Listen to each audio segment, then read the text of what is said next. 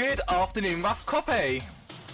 Good afternoon, good afternoon. What we need to do is go all the way back to the beginning and start off with how Rough Copy got together.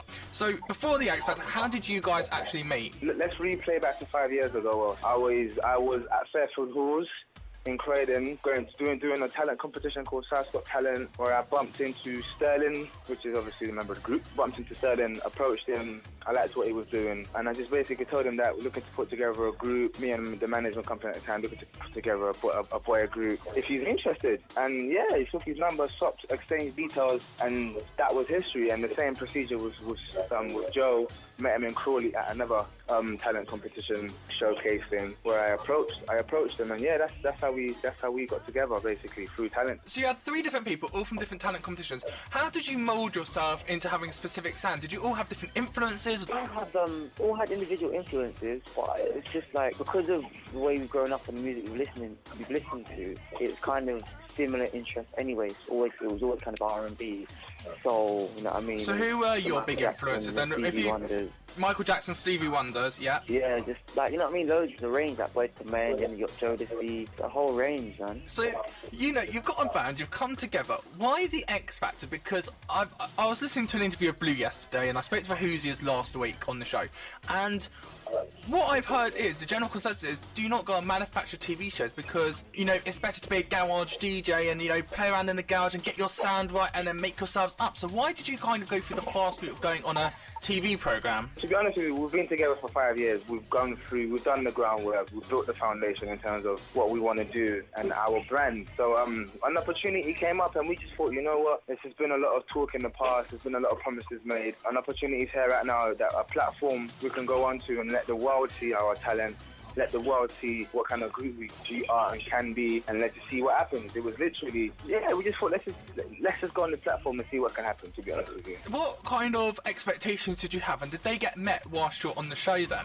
We just wanted to go on there and, to be honest with you, open the industry's eyes to real R&B, real music and real talent, because there's a big gap. So we just saw that and we thought, why are we going to wait for a label executive to come and find us in Croydon or wherever we're going to perform, when we can just reach out to this platform, because it's been made available to us. Why not just reach out there and get that, and then let's see what happens. That's a really nice way of looking at it, I think. And I think that's something you kind of forget is, yeah, you're going on a TV show, but you're not going on a TV show to be a celebrity. You're going on a TV show because you believe and you've got the passion in music, and it's kind of a nice way of you getting yourself into that market. And like you said, you know, we've lost JLS. There is a gap for you in that market. Yeah, of course. And obviously JLS has made their own space, and our idea is to make our own space. So in the future, there can be other groups who, because of us as well, opening specific doors and certain doors, they can come through as well. It's all about helping each other. JLS obviously opened the door for other boy groups to come onto X Factor and be successful. Because after them, there was groups like Little Mix who actually went on to win in One Direct. So it's all about helping each other and opening doors so everyone else can come through.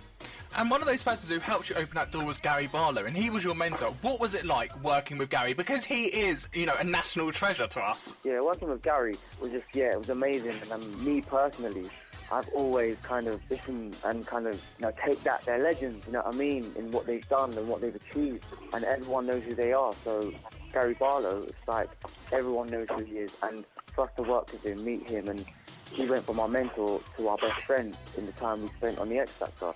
And we're so blessed to, you know, have someone like him mentor us and give us his advice, and just, you know what I mean, one thing we loved about Gary is he never tried to take away what we did and what we like to do. How did he kind of shake up what your ideas were to kind of develop yourself? So what did you learn from him, and do you see a difference between what you are now to what you were when you entered that first ever audition room with Gary's help? To be honest with you, what it was obviously we shared ideas, so he taught us how to be more versatile, how to be open-minded, and obviously put things in, try different things, but obviously with stay in our lane as well, and just mix the two. You know what I mean? So rather than going out and say, okay, we want to do what we want to do, let's try and commercialize R&B, but make it not without being watered down.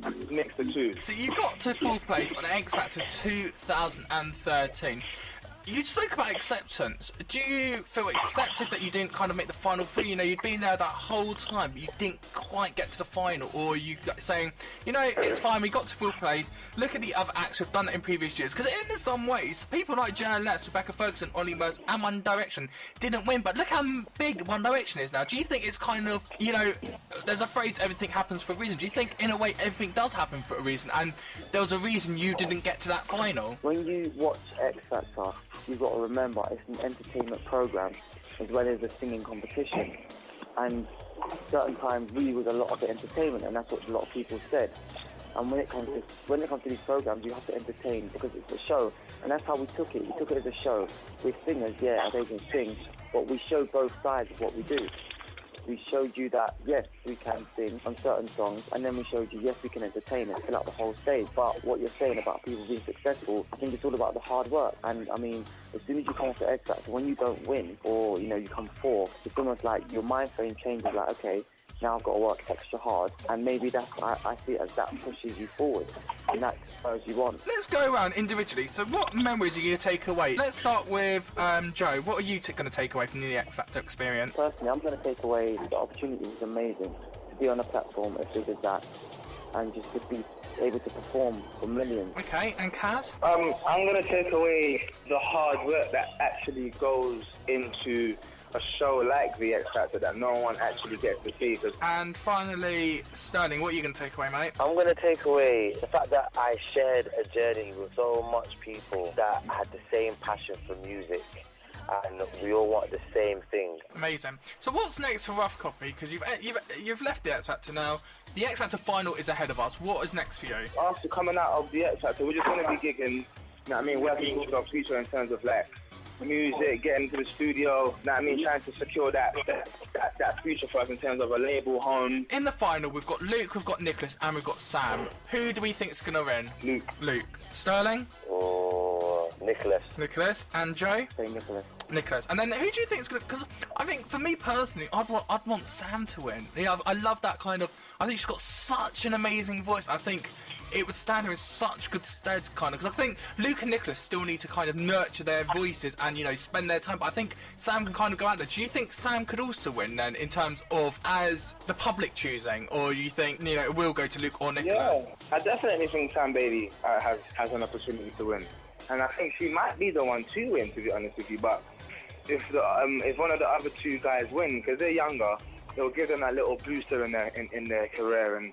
as an artist, it gives them that little confidence. Okay. Sam Bailey is obviously a great vocalist. She's a great performer, and by just looking at her and being around her, she already has that head start. Whereas the other guys are younger, so you know what I mean. What song kind of sums you up? I want to play one song for you now. What song is it going to be? Do you know what? I'll go with the series. I think personally what's caught me up is the mashup we did of Bobby Brown, Every Little Step I Take, into R. Kelly's Vibe. Hi, World Rough Copy, and you're listening to Johnny Seifert.